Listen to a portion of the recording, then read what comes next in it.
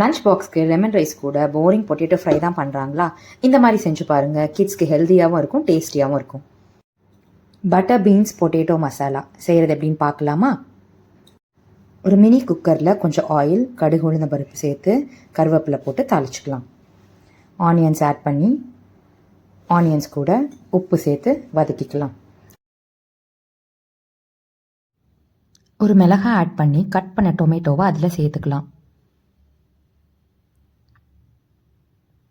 வெங்காயம் தக்காளியும் நல்லா வதங்கினதுக்கப்புறம் ஒரு ஸ்பூன் இஞ்சி பூண்டு பேஸ்ட் சேர்த்து நல்லா வதக்கி விட்டுக்கலாம்.